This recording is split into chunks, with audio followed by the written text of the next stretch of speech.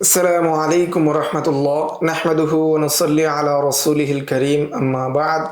আজকের এই দর্শে আমরা জানব সঠিকভাবে ফতোয়া কিভাবে লিখতে হয়, এর পথ এবং পন্থা কি, তার পদ্ধতি কি, এই বিষয়ে আমরা আলোচনা করব। আমরা ফতোয়া সুন্দর করার চেষ্টা করি, কিন্তু নির্দিষ্ট নীতিমালার আলোকে না হওয়ায় ফতোয়া সুন্দর হয় না। এর ফলে অনেক সময় জরুরি অনেক কিছু বাদ পড়ে যায়, সেটা কখনো আমাদের না জানার কারণে হয়, আবার কখনো সচেতন না থাকার কারণে হয়। এই জন্য আমাদের প্রয়োজন যে নিয়মতান্ত্রিক এবং ধারাবাহিক ফতোয়ার তামরিন করা এবং এর অনুশীলন করা। এই ফতোয়ার তামরিন করতে গিয়ে এবং অভিজ্ঞতার আলোকে কয়েকটি বিষয় সামনে আসে যে আমরা যদি আমাদের ফতোয়াকে সুন্দর করতে চাই, সাজাতে চাই, তাহলে এই ফতোয়াকে নিয়ে আমরা 11টি ধাপে চিন্তা করতে হবে, 11টি ধাপে কাজ করতে হবে। যদি 11টি ধাপে কাজ করা হয় তাহলে একটা ফতোয়া পরিপূর্ণ এবং সুগঠিত হবে এবং প্রয়োজনীয় যত বিষয় রয়েছে অন্তর্ভুক্ত হবে। এই পদ্ধতিতে ফতোয়া অপ্রয়োজনীয় যে বিষয়গুলো রয়েছে সেগুলো মুক্ত হবে এবং আকর্ষণীয় ও প্রাঞ্জল রূপ লাভ করবে ইনশাআল্লাহ। এখন আমরা এই 11টি ধাপ নিয়ে আমরা আলোচনা করব, যাতে করে আমরা ফতোয়া তামরিন করতে গিয়ে বা ইস্তেফতা লিখতে গিয়ে আমাদের যে বিষয়গুলো জরুরি, যেই বিষয়গুলো আমাদের লক্ষ্য রাখা অতীব জরুরি, সেটা যাতে করে আমাদের স্মরণ থাকে এবং এইগুলোর মাধ্যমে বা এই নিয়মকানুনগুলোর মাধ্যমে আমরা একটা ফতোয়াকে সুন্দরভাবে লিখতে পারি। 1 নম্বর বিষয়, যখন আমাদের কাছে কোনো প্রশ্ন আসবে, ইস্তেফতা আসবে, এই ইস্তেফতাকে আমরা তাজজিয়া করব, ভাগ করব। সেটা কিভাবে? প্রথমে আমরা প্রশ্নটি ভালোভাবে মনোযোগ সহকারে পড়ব, তারপর এই প্রশ্নকে আমরা ভাগ করব। এই প্রশ্নকে তাজজিয়া করা বা ভাগ করা বা ইস্তেফতাকে তাজজিয়া করা বা ভাগ করা, এর দুটি অর্থ। যেমন 1 নাম্বার, যে প্রশ্নটি আমাকে করা হয়েছে এর মূল প্রশ্ন কোনটি। যে মুস্তাফতি যখন আমাকে প্রশ্ন করে, কেউ যখন আমাকে একটা জিনিস জিজ্ঞাসা করে বা লিখিত দেয়, তখন সে বিশদ একটা বিবরণ উল্লেখ করে। এই বিশদ বিবরণের মধ্যে মূল প্রশ্ন কোনটি এবং এই প্রশ্নের মধ্যে, এই বিশদ বিবরণের মধ্যে কি কি বিষয় আমার কাছে জানতে চাওয়া হয়েছে, সেই জিনিসটাকে নির্দিষ্ট করা। 2 নাম্বার বিষয় হলো যে এই প্রশ্নের মধ্যে কয়টি বিষয় জানতে চাওয়া হয়েছে তা চিহ্নিত করা।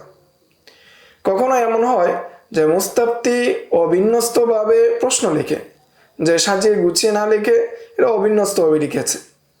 সেক্ষেত্রে ভেবেচিন্তে মূল প্রশ্ন কয়টি এবং কোনটি মৌলিক অংশ, সেই বিষয়টাকেও বের করে নেওয়া, এটা আমাদের জন্য আবশ্যক। এটা হলো আমাদের প্রথম কাজ, অর্থাৎ তাজজিয়াতুল ইস্তিফতা।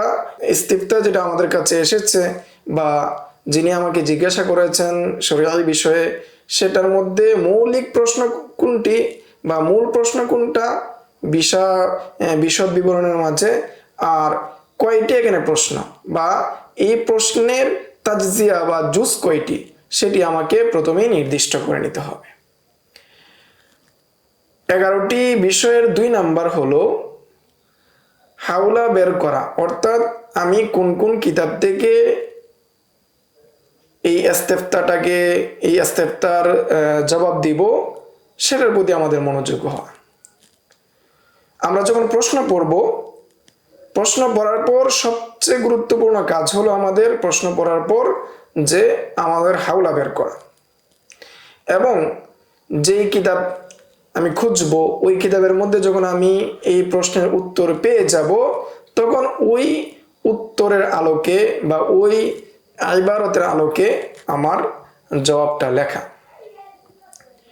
ফতোয়ার সৌন্দর্যের একটি দিক হলো যে যখন আমি ফতোয়াটি বাংলাতে দিব তখন এই ফতোয়াটি যাতে করে সুন্দর হয় এবং সুন্দরভাবে লেখা হয় সেই দিকে লক্ষ্য রাখা।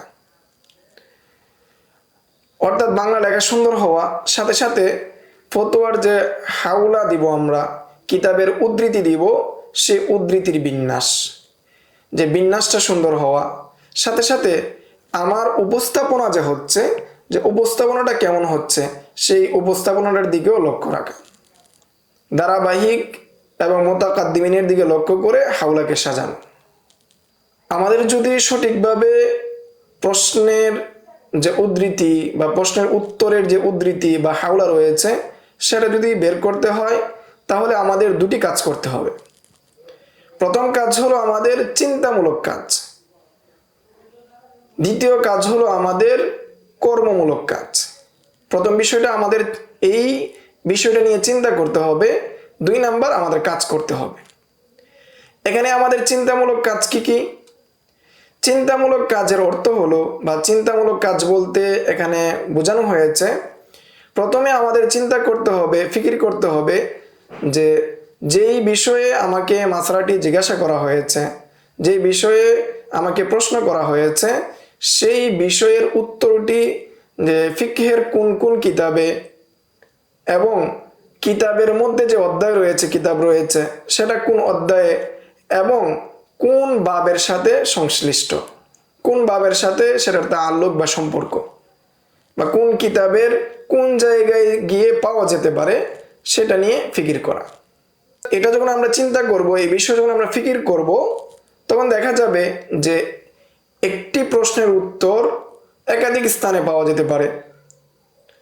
এই ক্ষেত্রে খোঁজার ক্ষেত্রে আমরা যখন খুঁজবো, এই খোঁজার ক্ষেত্রে আমরা প্রথমে প্রাধান্য দিব যে কিতাবের যে নিকটতম যে উদ্ধৃতি বা নিকটতম যে ইবারতটা রয়েছে সেই দিকে আমরা গুরুত্ব দিব। প্রথমে আমরা ওই জায়গায় খুঁজব। দ্বিতীয় পর্যায়ে আমরা চিন্তা করব যে মাসআলাটি এই বাব এর সাথে সাথে আর কোন বাবের সাথে সম্পর্ক রাখে, বা এই প্রশ্নের মৌলিক যে উত্তর রয়েছে সে উত্তরটা তো এইভাবে পাওয়া যাচ্ছে, সাথে সাথে এই প্রশ্নের জুজই বা শাখাগত যে প্রশ্ন রয়েছে শাখাগত প্রশ্নটা আর কোন কোন বাবের সাথে সম্পর্ক রাখে।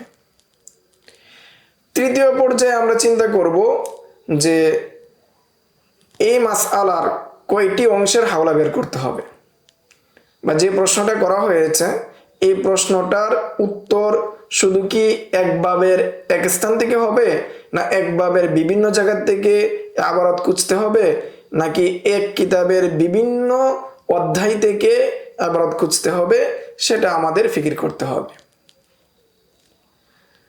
এই হলো আমাদের চিন্তামূলক কাজ।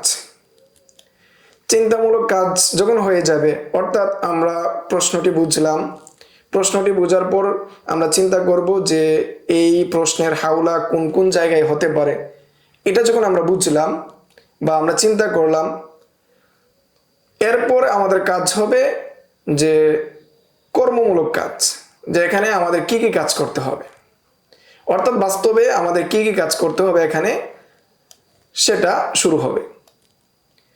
বাস্তবে যখন আমরা কাজ করব সেটা আমরা দুইভাবে করব। প্রথম হলো যে আমরা প্রথমেই যে আরবি কিতাব রয়েছে সেই আরবি কিতাব থেকে হাওলা বের করব, যে ফিকহের যত আরবি কিতাব আছে সেই কিতাব থেকে আমরা হাওলা বের করব। দ্বিতীয়তে আমরা উর্দু কিতাব থেকে হাওলা বের করব। আরবি কিতাব থেকে হাওলা বের করার ক্ষেত্রে প্রথমে আমরা নিকটতম স্থান যে রয়েছে কিতাবের, যে কিতাবের সাথে সম্পর্ক রাখে নিকটতম স্থান যেটা রয়েছে সেটা থেকে বের করব, মাসলাটি বের করব, এবং সাথে সাথে ওই কিতাবের মধ্যে যে মাসালাটি উল্লেখ হয়েছে এটার মূল মাসালা যেটি রয়েছে সেটি বোঝার চেষ্টা করব, অর্থাৎ মুতালা করব এখান থেকে। এবং এই মাসালার যে হুকুম বা যিনি আমাকে জিজ্ঞাসা করেছেন বা তার জিজ্ঞাসিত যে প্রশ্ন রয়েছে সেই প্রশ্নের যে হুকুম সম্পর্কে জানার চেষ্টা করব। যখন আমি হুকুম জেনে গেলাম কয়েকটি কিতাব মোতালা করে বা একটি কিতাব মোতালা করে আমি যখন হুকুমটি জেনে গেলাম, এরপর আমরা উৎসমূলক যে গ্রন্থগুলো রয়েছে, মৌলিক যে কিতাবগুলো রয়েছে, সেগুলো থেকে আমরা হাওলা বের করব। এই হাওলা বের করার ক্ষেত্রে প্রথমে আমরা যাহিরুর রিওয়ায়া যে কিতাবগুলো রয়েছে সেগুলো থেকে হাওলা বের করার চেষ্টা করব। যাহিরুর রিওয়ায়া থেকে যদি আমরা ইবারত পাই, আমরা সেগুলো গ্রহণ করব। যদি না পাই বা সেগুলো আমরা আমাদের খাতার মধ্যে নোট করব। যদি সেগুলোর মধ্যে আমরা কোনো ইবারত না পাই, তাহলে ইমাম তাহাবী রহমতুল্লাহি আলাইহি এর যে কিতাব রয়েছে সেগুলো আমরা দেখব। এরপর ইমাম সারাখসির কিতাব থেকে আমরা হাওলা নেওয়ার চেষ্টা করব বা হাওলা বের করব।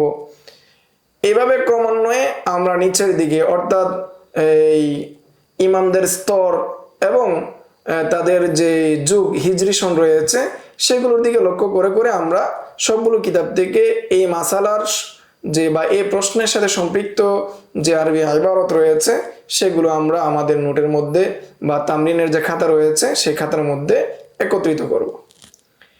সবশেষে আমরা ফতোয়া শামী থেকে হাওলা বের করব। ফতোয়া শামী থেকে হাওলা বের করার পর আমরা উর্দু ফতোয়া থেকে হাওলা বের করার চেষ্টা করব। এবং উর্দু ফতোয়া থেকে যে আমরা হাওলা বের করব বা উর্দু কিতাবে এই ধরনের কোনো প্রশ্ন আছে কিনা বা এরকম কাউকে জিজ্ঞাসা করা হয়েছে কিনা, আমরা এটা এই জন্য করব যে আমি যে আরবি কিতাব থেকে যে উত্তরটা বুঝেছি সেই উত্তরটা উর্দু কিতাবের মধ্যে হুবহু তারা কি অনুরূপভাবে বুঝেছেন না ভিন্ন বুঝেছেন, এটাকে যাচাই করার জন্য আমরা উর্দু কিতাব থেকেও হাওলা বের করব। উর্দু কিতাব থেকে হাওলা বের করার আরেকটি মৌলিক উদ্দেশ্য হলো যে আমি উত্তরটা কিভাবে সাজাবো সেটা আমি উর্দু কিতাব থেকে একটা ধারণা নিতে পারি, একটা আইডিয়া নিতে পারি। এরপর আমি আমার ইস্তেফতাটাকে যদি সাজাই তাহলে সুন্দর হবে। আমরা যখন উর্দু ফতোয়া দেখব, উর্দু ফতোয়া দেখার ক্ষেত্রে উর্দু ফতোয়ার কিতাবেরও শ্রেণীবিন্যাস রয়েছে। আমরা প্রথম শ্রেণীর যে কিতাবগুলো রয়েছে সেই কিতাবগুলো দেখব, যেমন ফতোয়ায়ে খলিলিয়া এবং ইমদাদুল ফতোয়া, ইমদাদুল আহকাম, ইমদাদুল মুফতিয়িন, এইসব যে ফতোয়ার কিতাবগুলো রয়েছে সেগুলো আমরা প্রথমে দেখব। এরপর আমরা দেখব আপকে মাসাইল আর উনকা হল, ফতোয়ায়ে উসমানী, এই কিতাবগুলো আমরা দেখব। তবে আমাদের এই ক্ষেত্রে বিশেষ সাবধানতা থাকতে হবে যে প্রথমে আমরা উর্দুর ফতোয়ার যে কিতাব সেগুলো আমরা দেখব না। কারণ আমরা যদি প্রথমে উর্দু ফতোয়ার কিতাব দেখে ফেলি এবং মূল যে ইবারত সেই ইবারতটা যদি আমরা পেয়ে যাই, তাহলে আমাদের আরবি কিতাব থেকে বা মূল উৎস গ্রন্থ থেকে তামরিন করা বা ইস্তেফতা বের করা, ফতোয়া বের করা বা উত্তর বের করা আমাদের জন্য কঠিন হয়ে যাবে, আমাদের আগ্রহ হারিয়ে যাবে এবং নিজের যোগ্যতার মাধ্যমে আরবি কিতাব থেকে ইস্তেফতা বের করার এই যোগ্যতাটাও নষ্ট হয়ে যাবে, এই যোগ্যতা তৈরি হবে না। এই জন্য প্রথমে আমরা উর্দু কিতাব থেকে হাওলা বের করব না বা উর্দু কিতাব দেখব না। এই ক্ষেত্রে আমাদের আরো গুরুত্বপূর্ণ কয়েকটি বিষয় রয়েছে, সেগুলো আমাদের আঞ্জাম দিতে হবে। তোর মধ্যে প্রথমেই আমরা এটা আলোচনা করেছি যে প্রথমে আমাদের যাহিরুর রিওয়ায়ার যে 6 কিতাব রয়েছে সেই 6 কিতাব থেকে হাওলা খুঁজে বের করা এবং সব ক্ষেত্রে এই 6 কিতাবের হাওলা অনুযায়ী ফতোয়া লেখার চেষ্টা করা। কারণ হলো এই যাহিরুর রিওয়ায়ার যে 6 কিতাব রয়েছে এই 6টি কিতাবই হলো ফিকহে হানাফির মৌলিক গ্রন্থ বা উৎস গ্রন্থ। যদি যাহিরুর রিওয়ায়া 6 কিতাবে না পাওয়া যায়, তাহলে বা যাহিরুর রিওয়ায়ার যে 6 কিতাব এই 6 কিতাব যদি আমাদের কাছে না থাকে, তাহলে মুতাকাদ্দিমিনদের যে কিতাব রয়েছে সেই কিতাব থেকে হাওলা তালাশ করা। এই ক্ষেত্রে কিতাবের যে স্তর বা বিন্যাস রয়েছে সেই দিকে খেয়াল রাখা। প্রথমে আমরা মুতুনের যে কিতাবগুলো রয়েছে সেগুলো দেখব। মুতুনের কিতাব থেকে আমরা ইবারত খুঁজবো, মাসলাটাকে হল করার চেষ্টা করব এবং আমাদের যে তামরিনের কিতাব রয়েছে, তামরিনের খাতা রয়েছে সেই খাতার মধ্যে লিখব। এরপরে শুরুহাত সরার যে কিতাবগুলো রয়েছে সেগুলো থেকে আমরা ইবারতগুলো নিব এবং তামরিন করার চেষ্টা করব বা আমাদের খাতার মধ্যে লিখব। তৃতীয় পর্যায়ে আমরা ফতোয়ার কিতাবগুলো দেখব, আরবি যে ফতোয়ার কিতাবগুলো রয়েছে সেগুলো দেখব। কেন আমরা প্রথমেই মতনের কিতাব দেখব? এর কারণ হলো যে বাহরুর রায়কের মধ্যে এসেছে মতনের কিতাব এবং ফতোয়ার কিতাবের মধ্যে তাআরুজ হয়, তাহলে আমল আমাদের হবে মতনের কিতাবের উপরেই। ফেকার যে মতনের কিতাবগুলো রয়েছে সেই মতনে যা রয়েছে তার উপরেই আমাদের আমল হবে। অনুরূপভাবে মতন এবং সরার মধ্যে যদি তা আরজ হয় তাহলেও মতনের কিতাবই প্রাধান্য পাবে। সরা এবং ফতোয়ার মধ্যে যদি তা আরজ হয় তাহলে আবার সরার কিতাব প্রাধান্য পাবে। আনফাউল ওয়াসাইল কিতাবে এসেছে যে ফতোয়ার ক্ষেত্রে শুধুমাত্র বর্ণিত যে কথা রয়েছে, ফতোয়া রয়েছে বা মূল ইবারত রয়েছে, ওই ইবারত দ্বারা ফতোয়া দেওয়া হয় না, বরং কিতাবের যেই হাওলা আছে, কিতাবের যেই মতন রয়েছে বা মৌলিক মাসালা রয়েছে, সেই মাসালাটাকে সামনে রেখে নিজের রায় অনুযায়ী ফতোয়া প্রদান করা হয়। যেহেতু নিজের রায় অনুযায়ী ফতোয়া প্রদান করা হয়, সেই হিসাবে এখানে সরা এবং কি মতন যে রয়েছে সেই মতন থেকে বিচ্ছিন্ন হয়ে বা মতন থেকে সরে গিয়ে বা মৌলিক উদ্দেশ্য ব্যাহত করে অনেক সময় ফতোয়া হতে পারে। সেই জন্য ফতোয়া কিতাব এবং মতনের কিতাব যদি তা আরজ হয় তাহলে মতনের কিতাব প্রাধান্য পাবে। তেমনিভাবে শুরুহাত এবং ফতোয়ার কিতাব যদি তা আরজ হয় তাহলে শুরুহাতের কিতাব প্রাধান্য পাবে। বিশেষভাবে যেখানে নির্দিষ্ট কোনো হাওলা পাওয়া যায় না সেই জায়গার মধ্যে যে সব ফতোয়ার কিতাবের মধ্যে নির্দিষ্ট হাওলা উল্লেখ করা হয় নাই যে অমুক ইবারতের ভিত্তিতে বা অমুক দলিলের ভিত্তিতে ফতোয়া দেওয়া হয়েছে, সেই ক্ষেত্রে অবশ্যই শুরুহাত এবং মতনের কিতাব প্রাধান্য পেয়ে যাবে। উপরোক্ত আলোচনা থেকে আমরা বুঝতে পারলাম যে আমরা প্রথমে আমাদের মতনের যে কিতাবগুলো রয়েছে সেই কিতাব থেকে আমাদের হাওলা নিতে হবে, তারপর আমাদের শুরুহাত এবং ব্যাখ্যা যে গ্রন্থগুলো রয়েছে বা বাহরুল রায়াক, নাহরুল ফায়াক যে কিতাবগুলো রয়েছে সেগুলো থেকে, এরপরে আমাদের ফতোয়ার কিতাব, ফতোয়া হিন্দিয়া, ফতোয়া খাজি খান যে কিতাবগুলো রয়েছে সেই কিতাবগুলো থেকে আমরা ফতোয়া নিয়ে আসবো বা ইবারত নিয়ে আসবো। আর এখানে মতন বলতে বোঝানো হয়েছে যে নির্ভরযোগ্য যে মতনের কিতাবগুলো আছে সেগুলো, যেমন বিদায়াতুল মুক্তাদি, মুলগিনানির কিতাব, মুখতাসরুল কুদুরি বা আল মুখতার, আন নুকায়া, আল বিকায়া, কানজুদ দাকায়েক, মুলতাকাল আবহর, এই সমস্ত যে নির্ভরযোগ্য মতনের কিতাব সেই কিতাব থেকে নেওয়া হবে। তবে মোল্লা খসরুর যে মতন রয়েছে আল গরর, অনুরূপভাবে আল্লামা মুরতাশির যে কিতাব রয়েছে তানবীরুল আবসর, এই ধরনের যে মতন রয়েছে সেই মতন উদ্দেশ্য না, সেই মতন থেকে ফতোয়া দেওয়া যাবে না। কারণ এখানে ফতোয়ার মাসাইলও জমা করা হয়েছে, যে আল্লামা মুরতাশির যে কিতাব সেগুলোর মধ্যে ফতোয়ার যে মাসাইল সেগুলোকেও একত্রিত করা হয়েছে। মতনের যে মাসলাগুলো রয়েছে সেগুলোর দিকে পরিপূর্ণ মনোযোগ দেননি বা পরিপূর্ণ মতনের যে মাসালা সেগুলো উল্লেখ করা হয়নি। অনুরূপভাবে শুধু নির্ভরযোগ্য মতনের কিতাব থেকেও ফতোয়া দেওয়া যাবে না যদি ওই মতনের কিতাবের মধ্যে মাসালাটি সুস্পষ্ট না হয়। কারণ মতনের কিতাবের মধ্যে ইবারত সংক্ষিপ্ত হয়, মাসালা সুস্পষ্ট হয় না, এর মধ্যে অস্পষ্ট থেকে যায়। যদি অস্পষ্টতা থেকে যায় তাহলে এর মাধ্যমে ফতোয়া দেওয়া যাবে না, হাওলা দেওয়া যাবে না। যদি স্পষ্ট হয় তাহলে দেওয়া যেতে পারে। শুরুহাতের ক্ষেত্রে কথা হলো যে যদি শুরুহাত দুর্বল হয়, সরা যদি দুর্বল হয়, তাহলে ওই সরার উপর বা দুর্বল যে সরা রয়েছে ওই সরার উপর নির্ভর করে ফতোয়া দেওয়া যাবে না। যেমন কানজের সরা শরহে মোল্লা মিসকিন এবং নোকায়ার সরা শরহে কুস্তাহানি এবং আব্দুল মুখতার, নাহরুল ফায়াক এবং রমজুল হাকায়েক ইত্যাদি যে সরা রয়েছে সেগুলো থেকে ফতোয়া দেওয়া যাবে না। 3 নম্বর বিষয় হলো, যখন আমরা হাওলা পাবো কোনো কিতাব থেকে, ওই হাওলাকে তাহকিক করা। কোনো কিতাবে পেয়েছি যে অমুক কিতাব থেকে এই কিতাবের মধ্যে ইবারত নিয়ে আসা হয়েছে, এই ক্ষেত্রে আমাদের আবশ্যক হলো তিনি যেই কিতাবের নাম উল্লেখ করেছেন ওই কিতাবের মধ্যে গিয়ে খোঁজা যে আসলে এই ইবারতটা ওই কিতাবের মধ্যে আছে কিনা। শুধু যে কিতাবের মধ্যে আমি পাইলাম সেই কিতাবের হাওলা দিয়ে আরেক কিতাবের ইবারত উল্লেখ করা ঠিক হবে না বা যথেষ্ট হবে না। এবং যখন আমরা হাওলা পাবো বা এই কোনো কিতাবের মধ্যে পাবো অমুক কিতাবে আছে, সেটাকে আমরা তাহকিক করব যে আসলে ওই কিতাবের মধ্যে এই ইবারতটা আছে কিনা।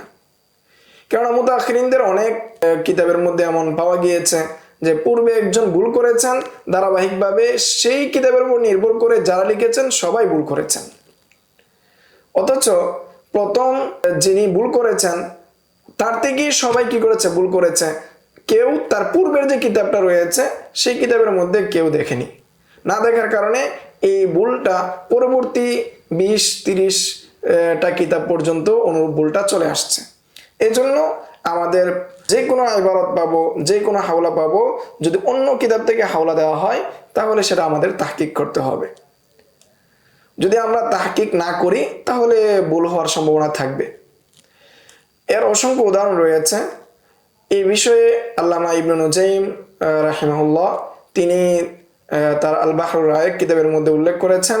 তিনি বলেন, ওয়াকাদ ইয়াকাউ কাসীরান আন্না মুআল্লিফান ইয়াযকুরু শাইআন খাতাআ ফি কিতাবিহি ফায়াতি মান বা'দাহু মিনাল মাশায়েখি ফায়ানকুলুনা তিলকাল ইবারাত মিন গায়রি তাগয়িরিন ওয়ালা তানবিহিন ফায়াকসুরুন নাকিলুনা লাহা ওয়া আসলুহা আল ওয়াহিদু মুখতিউন কামা ওয়াকা ফি হাযাল মাওযা। যে এই ইবারতের মাধ্যমে ইবনে নুজাইম রাহিমাহুল্লাহ তিনি বোঝাতে যাচ্ছেন যে মুসান্নিফগণ অনেক ক্ষেত্রে তারা কোনো এক কিতাবের উপর নির্ভর করে তারা লিখেছেন, কিন্তু যে কিতাবের উপর নির্ভর করে লিখেছেন তিনি তার লেখার ক্ষেত্রে ভুল করেছেন। সেই ভুলের উপর তিনি নির্ভর করার কারণে তার কিতাবের মধ্যে ভুল আসছে। এর পরবর্তীতে যারা আসছেন সবাই এই ভুলটাকে লিখে গিয়েছেন। এটা এই কারণে হয়েছে, শুধু তাহকিক না করার কারণে।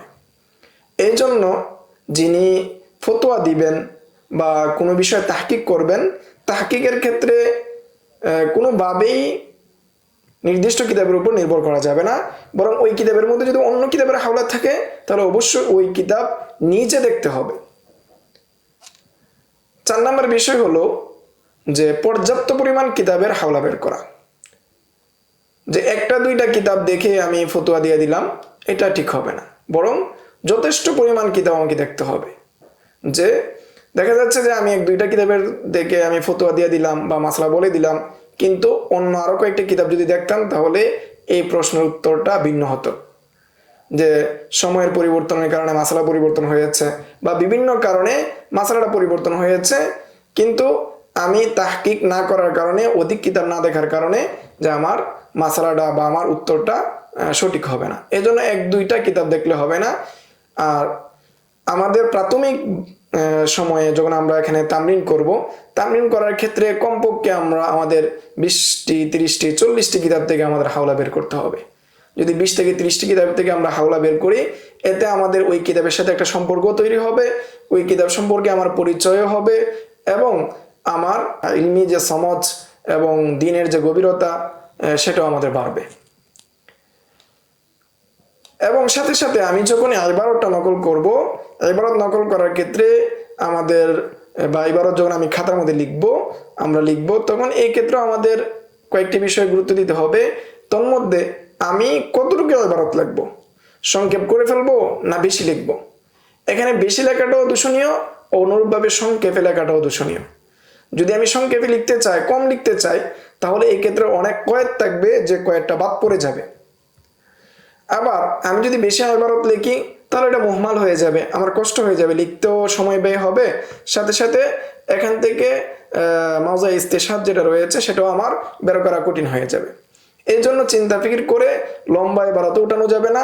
সাথে সাথে এটাও লক্ষ্য রাখতে হবে যাতে করে আমার সংক্ষেপ করার কারণে কোনো ধরনের কয়েদ বাদ না পড়ে যায়। যে এই মাসলার সাথে সংশ্লিষ্ট যে কয়েদগুলো রয়েছে সবগুলো কয়েদ আমাকে উল্লেখ করতে হবে। এই জন্য যখন আমরা হাওলা উল্লেখ করব, আমরা আগে পড়ে নিব, ইবারতটা ভালোভাবে পড়ে নিব। 1-2টা শব্দ মিলে গিয়েছে আমার মাসালার সাথে, আমি পুরো ইবারতটা তুলে ফেলবো, বিষয়টা এমন না। আগে আমি কিতাবটা হাতে নিব, ভালোভাবে পড়বো যে আমার এখানে কতটুকু ইবারত প্রয়োজন, এটা মনোযোগ দিয়ে পড়বো, তারপর আমি উল্লেখ করব। এবং এই ক্ষেত্রে আমরা কোনোভাবেই তাড়াহুড়ার আশ্রয় নিব না। 5 নম্বর বিষয় যে উর্দু যে ফতোয়ার কিতাবগুলো রয়েছে সেগুলোর আমরা সহায়তা গ্রহণ করব। যে হাওলা বের করার ক্ষেত্রে প্রথমে কিন্তু আমাদের উর্দু ফতোয়া দেখা যাবে না। যে প্রথমে আমি একটু উর্দু ফতোয়া দেখলাম, সেখানে আরবি ইবারত দেওয়া আছে, সেই আরবি ইবারতটা আমি ওই কিতাব ফতোয়ার আরবি কিতাব থেকে খুঁজে বের করে আমি লিখে ফেললাম। যদি অনুরূপটা করি তাহলে আমার এখানে প্রতিভা নষ্ট হবে। আমি এখানে তামরিন করে ইস্তেফতা করে আমার ব্যক্তিগত যোগ্যতা কোনোটাই তৈরি হবে না। প্রথমে আমাদের আরবি কিতাব থেকে হাওলা বের করতে হবে, হাওলা বের করার পরে এরপরে আমাদের উর্দু ফতোয়ার দিকে যেতে হবে। এবং এই উর্দু ফতোয়ার দিকে যাওয়ার মূল উদ্দেশ্য এটাই যে আমি যেটা বুঝেছি সেটা আমাদের নিকট অতীতের আকাবির যারা রয়েছেন, নিকট অতীতের যারা ফতোয়া দিয়েছেন, তারা কি আমার মতো বুঝেছেন নাকি আমি ভিন্নটা বুঝেছি, আমার সমাজ এবং তাদের সমাজের সাথে মিলানো, অর্থাৎ আমি সঠিক বুঝেছি না বেঠিক বুঝেছি সেটাকে যাচাই করা হলো উর্দু ফতোয়ার কিতাব থেকে। এবং যখন আমরা এই তামরিন করব, খাতার মধ্যে উল্লেখ করব, সর্বশেষে আমরা উর্দু ফতোয়ার হাওলাগুলো উল্লেখ করব। যখন আমরা উর্দু ফতোয়া থেকে আমরা কি করব, ইবারত নিয়ে আসবো, এই ক্ষেত্রে প্রশ্ন উত্তর উভয়টি আমাদের নিতে হবে। শুধু উত্তর উঠালেই যথেষ্ট হবে না, কারণ প্রশ্নের মধ্যে বিভিন্ন কয়েদ রয়েছে, সেই কয়েদের ভিত্তিতে হয়তো উত্তরটা দিয়েছে ভিন্নভাবে। শুধু যদি আমি উত্তরটা উঠাই তাহলে এই ক্ষেত্রে প্রশ্নের আঙ্গিকে যে উত্তরটা এসেছে সেটা আমরা বুঝতে পারবো না। এই জন্য উভয়টাই আমরা আমাদের তামরিনের খাতায় উল্লেখ করব।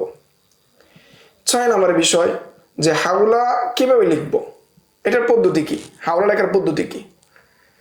যে যখন আমরা হাওলা লিখবো তখন আমরা প্রথমেই লিখতে পারি, শিরোনাম দিতে পারি, যে হাওলাগুলোর জন্য আমরা একটা শিরোনাম দিতে পারি, যেমন আল আদিল্লাতুশ শারঈয়া বা আল মুস্তানাদাতুশ শারঈয়া, যে এরকম আমরা শিরোনাম দিব। এরকম শিরোনাম দেওয়ার পর আমরা যখন হাওলাগুলো উল্লেখ করব, নাম্বার দিব, 1 নাম্বার 2 নাম্বার হাওলা, 1 নাম্বার হাওলা 2 নাম্বার হাওলা, এভাবে যখন আমরা উল্লেখ করব, এই ক্ষেত্রে আমরা প্রতিটি হাওলা স্পষ্ট করে লিখব। যে আমরা তাড়াহুড়া করে লিখছি, পরে দেখা যাচ্ছে যে আমার এবারও আমি বুঝতে পারছি না, এরূপ যাতে না হয়। এবং যখন আমি হাওলা উল্লেখ করব, কিতাবের যে পরিপূর্ণ নাম রয়েছে পরিপূর্ণ নাম উল্লেখ করব। যে শুধু ইঙ্গিত দিয়ে উল্লেখ করলাম বিষয়টা এরূপ না, বরং আমি পরিপূর্ণ কিতাবের নাম উল্লেখ করব। সাথে সাথে মুসান্নিফের নাম, এই কিতাবের লেখককে এবং এই কিতাবের লেখকের ওফাত কত সনে সেটা আমরা উল্লেখ করব। ওফাতের সন উল্লেখ করার মাধ্যমে যে এই কিতাবের লেখকের একটা মর্যাদা বা অবস্থানও সুস্পষ্ট হয়, সাথে সাথে এই কিতাবের একটা অবস্থা সুস্পষ্ট হয়। যখন আমি কিতাবের নাম উল্লেখ করব, কিতাবের মুসান্নিফের নাম, সন্নে ওফাত, সাথে সাথে এই কিতাবটি কোন মাকতাবা থেকে ছাপা হয়েছে এই লাইব্রেরির নাম উল্লেখ করব। সাথে সাথে যদি কোনো এডিশন থাকে এডিশন উল্লেখ করব, যাতে করে পরবর্তীতে কেউ যদি আমার ইস্তেফতাটাকে অনুসন্ধান করে সে সহজেই খুঁজে বের করতে পারে। আধুনিক যে পদ্ধতি রয়েছে খণ্ড পৃষ্ঠা উল্লেখ করার, সেভাবে আমরা উল্লেখ করার চেষ্টা করব। সাথে সাথে আমাদের যে তামরিনের যে খাতা রয়েছে সেই খাতার মধ্যে মহল্লে ইস্তেশাদ যেটা রয়েছে সেটা মার্ক করে দেব, যে যাতে করে উস্তাদ যখন আমার তামরিনটা দেখবেন, যাতে করে প্রথম দেখাতেই তার নজর চলে যায় এবং তিনি সহজেই বুঝতে পারেন যে এই ইবারতের ভিত্তিতে সে উত্তরটা লিখেছে। এবং একটি হাওলার পরে আরেকটি যখন হাওলা লিখবো তখন এর মধ্যে যথেষ্ট আমরা ফাঁকা রাখবো।